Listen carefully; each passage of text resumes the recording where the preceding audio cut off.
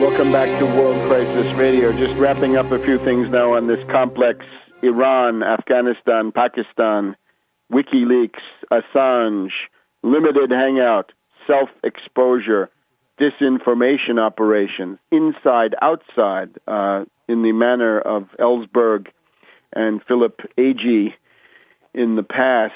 One of the first times that anybody in the U.S. reading a mainstream paper ever heard of WikiLeaks was a praise article, a puff piece, in the Washington Post, 24 February 2007, by Cass Sunstein, the current information regulations czar in Barkey's White House. Cass Sunstein praised WikiLeaks as a gathering point and action vehicle for Chinese dissidents who founded WikiLeaks. This is the husband of Samantha Power of the International Crisis Group, ideas from Brzezinski, money from Soros. You've also got, some other loose ends on this that we can point to. The Wall Street Journal is one of the main vehicles for the war campaign. Tuesday, July 27th, they called it the AFPAC Papers. And interestingly, they say the real story of the WikiLeaks document dump is how closely these documents reflect official views of the Afghan war. Yes, not surprising, because the whole thing is designed to accelerate the evolution towards the new policy, which is you've got to get out of Afghanistan and concentrate your assets against the real enemies, which are, again, now much bigger and more dangerous places. Iran, big enough. Iran is 3 times bigger than Iraq in terms of population, 4 times bigger in area, and Pakistan is 2.5 times bigger than Iran. And here's the problem up to now, as we pointed out. The Obama policy, as enunciated in the West Point speech of December 2009, 6-7 months ago now, the problem with this, it was a Rube Goldberg thing, because it said, we're going after Al-Qaeda in Afghanistan, where they say Al-Qaeda is not. The U.S. government says Al-Qaeda is not there. Al-Qaeda, they say, is in Pakistan. So the obvious question is, well, if you want to attack Al-Qaeda, and if they're in Pakistan, then you've got to attack them in Pakistan. The problem is that there is nuclear deterrence here, and that seems to be getting forgotten as these wonderful neocon thinkers and Brzezinskiites contend for what kind of aggression will rule the day. Afghanistan actually has nuclear weapons. And remember, you've got 3 paths. One is the U.S.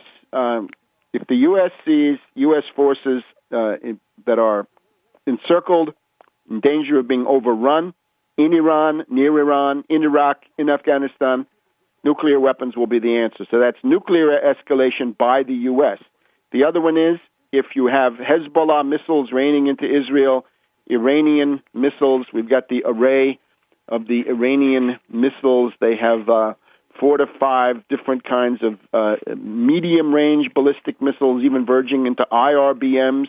So MRBMs and IRBMs.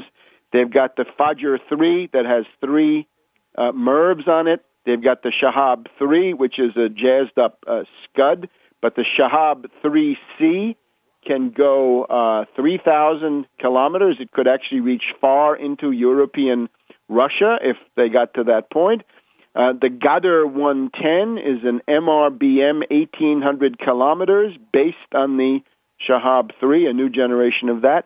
You've got the Ashura, a 2-stage solid fuel rocket. You've got the Sajil 2 with a 2,000-kilometer range, 2-stage solid fuel. So Fajr, Shahab, Ghadr, Ashura, Sajil. If you rain those down on Israel and you begin hitting and destroying the airports, air bases of the Israeli Air Force, then the Israelis, defeated conventionally, may have to escalate to the nuclear level. And the third way, after U.S. escalation, Israeli escalation, is Pakistan. Anything you do with Pakistan is going to involve nuclear weapons. If you ever succeeded, if Brzezinski and those people succeed in playing a combination of Saudi Arabia and Pakistan against Iran, feasible and being tried, then you might have those Pakistani nukes actually being used against Iran. Nothing can be ruled out at this point. So that's the situation. Take a look at Tarpley.net, and you'll see. In the couple of minutes that we have left, the financial situation. We've got this guy Bullard of the St. Louis Fed, who now says that the U.S. is going into deflation. His paper is called The Seven Faces of Peril. And he says what we really ought to do is more quantitative easing, more hot money to inflate the U.S. economy. Now, that the hot money won't work. That just increases carry trade and weakens the currency. So that won't get you anywhere. You've got to look at that 5-point program that you can read at Tarpley.net. The European stress tests were concluded last week after our broadcast was taped, and we came out of this with essentially 7 banks in Europe. In Spain, it was 5 of them: the Caja Sur, the Banca Cívica, the Diada, and the Unim, and the Espiga. Those were the 5 cajas, savings banks of Spain that turned out to be lacking in capital, the Hypo Real Estate Bank of Germany, and the ATE Bank of Greece. Now, this is all, of course, a public relations stunt. The Anglo-Americans tried to get a counterattack going to tear this down, but it's not clear to me whether the Anglo-Americans have gotten anywhere this week with that. I don't think they have. The euro right now is about $1.30. So the blitzkrieg against the euro that was supposed to bring down that currency with a panic crash in May has not worked. U.S. bonds are on their side at all-time highs. It's amazing, right? We've got all the reactionaries saying, oh, the U.S. is like Greece. Everybody's going to dump U.S. bonds. Well, that's not what the markets are telling us, you bozos. Look at those U.S. bonds. The yields are at an all-time low, and prices are at an all-time high. So what is the point of the reactionary line? The question now, of course, is the forces of depression, represented by 1.5 quadrillion of bankrupt-kited derivatives, a cancerous mass of toxic securities, so-called. These are going to come crashing down. Will they hit the pound or the dollar? I think it comes down to them. I don't think Japan. I don't think anybody else at this point. Europe could still, of course, get hit. And this reminds us now that if you close the Straits of Hormuz, whatever you do to wreck the world economy will be considerable. But in the narrow sense of what happens to the dollar, the $500 to $1,000 a barrel oil will destroy the world economy, but it will also save the dollar. And this is what can be happening if the plan goes through. So I think we've tried to paint a intelligence canvas here, which is how the WikiLeaks Assange stunt is now the leading edge, the fer de lance, if you will, of the effort to lift and shift out of Afghanistan to make Iran and or Pakistan, really Iran certainly, Pakistan maybe play them one against the other would, of course, be the dream scenario, and the U.S. stands by and laughs. This may not be feasible, or simply the U.S. bombing both of them. That would be the neocon, the stupidest and most suicidal version of this entire thing would be that. So this is what's going on.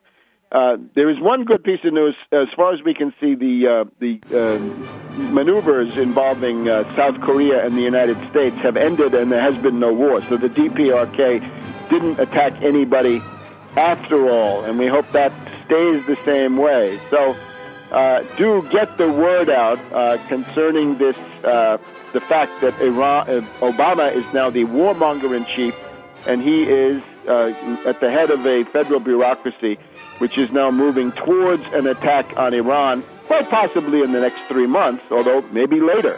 And above all, watch out in the dark of the moon. We'll see you next week, God willing, on World Crisis Radio.